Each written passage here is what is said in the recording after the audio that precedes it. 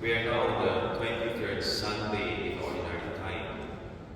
2 Sundays ago, we heard Jesus told us to enter into a narrow path, a narrow door of discipleship. Discipleship means answering Jesus' call and invitation to follow Him. This means that in following Him, we are ready to face the fact that it is not convenient, it is not easy. And so today the Gospel reminds us the most essential in following Him, that is humility, generosity, and faithfulness. Whoever loves his father or mother more over me cannot be my disciple. Whoever does not take up his cross and follow me cannot be my disciple. These two statements are somehow very confusing to us. How could we relate to this difficult message of Jesus in the Gospel? How can we understand this demand? Let us reflect on two examples. The first is from the second reading, from the letter of Paul to Philemon or Philemon. This letter is so short, it has only a few paragraphs. It is a letter from St. Paul to a real person named Philemon.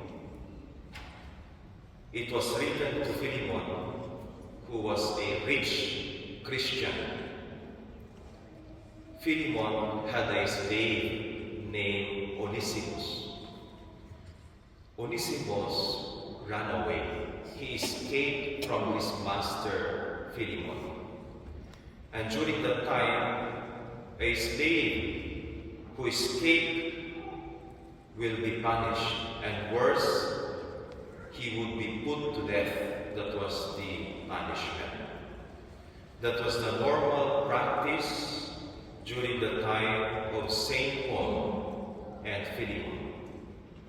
And this is to put fear on all slaves so that they will not try to run away. They will not try to escape from their masters. The problem here was that Onesimus had already become a Christian. He was already a member of the Christian community after he ran away. And not only that, he had now become a close friend, companion, and collaborator of St. Paul. They were working together in preaching the gospel of Christ in the ministry. So Paul feels responsible for the life of his friend, Onesimus. And Paul was fair and just. He knew he needed to send Onesimus back to his original master. So he sends back Onesimus to his owner, Philemon. And he sends back Onesimus with this letter from our second reading. It is a letter where St. Paul asked Philemon not to punish Onesimus, and not only that, he asked Philemon to free Onesimus, give him his freedom, so that he could help St. Paul in his ministry.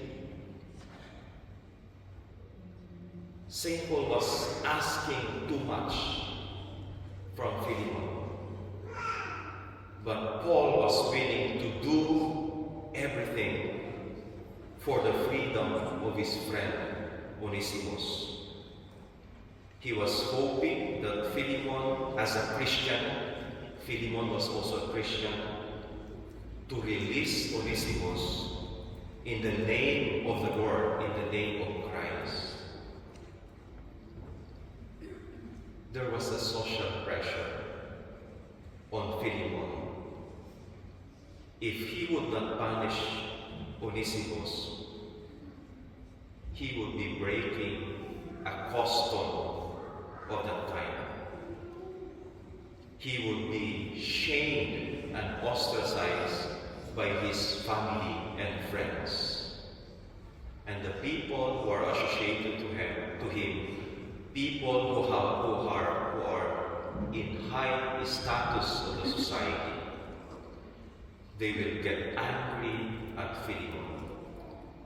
So Philemon had to make a choice. He had to make a decision. Will he be faithful to his faith in Christ? Or will he follow the pressure of people with high status in the society, including his own family and friends? He had to make a choice. Unfortunately, we only have St. Paul's letter without Philemon's response. So we don't know what did Philemon actually do. Back to the gospel. Christ wants his disciples to be fully committed and dedicated. That was St. Paul. That was Onesimus. Philemon was expected to do the same, but we don't know what decision he made. Very interesting, isn't it? My second example, and we will end the reflection here.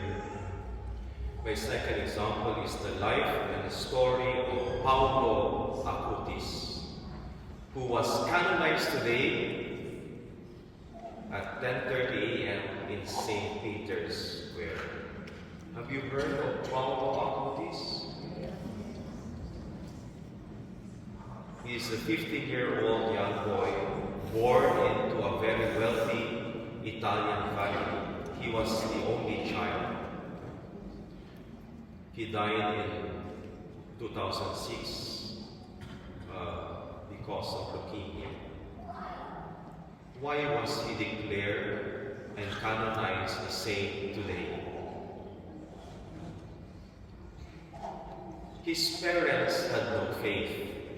They were Catholics, but they did not practice their Catholic faith.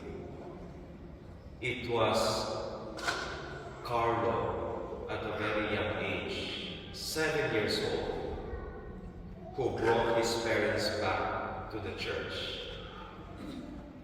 His mother called Carlo his little savior, but it was the nanny from Poland that taught Carlo how to pray the rosary. When he learned to pray the rosary, he was only 4 years old. Since then, he prayed the rosary every day. And he began to ask his parents many questions about God, about Jesus, about the Holy Eucharist, about the rosary, about the Bible. And so, his mother was forced to learn again his Catholic faith. And this led her to her own conversion. Then, a family hired a man named Rajesh from India to help take care of Carlo. He was already 9 years old. When Carlo went to Mass every day, Rajesh accompanied him. He observed what Carlo did inside the church, and when he went out of the church, he also observed how after going to the church, he would go home and sell his toys. He would go back to the church to give food to the homeless around the church. He was only 7. At 10 years old, he was already teaching catechism. When Rajesh saw his actions, he converted to the Catholic faith. He was baptized so that he could join Carlo to receive the Holy Communion every day. He also brought her grandmother back to the church. He was the 3rd person he led back to the church. At the last years of his life, he used his knowledge of computer and the internet to design an exhibition meaning pictures and detailed information of all the Eucharistic miracles that happen in the world in the many centuries of the history of the church. And Rajesh said he did that every day of his life. And he produced this marvelous work. The detailed information and pictures of all Eucharistic miracles that happen in the world. Because he was so obsessed with the Holy Eucharist and Eucharistic adoration. He wanted to prove to the whole world that this is real. That the Lord is truly present in the Holy Mass. But the greatest miracles that is attributed to him is not the miracles that happened to him when he was beatified and now canonized. The greatest miracles happened in the many conversions because of his prayers. And I recommend, I suggest that you watch the documentary tonight. The title is I Am With You, a documentary on Paulo Acutis. This is only 1 hour long documentary released by AWT in 13 days ago. Please watch it later. And you will be touched. You will learn in this documentary the many people who converted to Catholicism because of him. Most of them are young people. And there is one young teen from Berlin. Her story is so wonderful. Please watch it.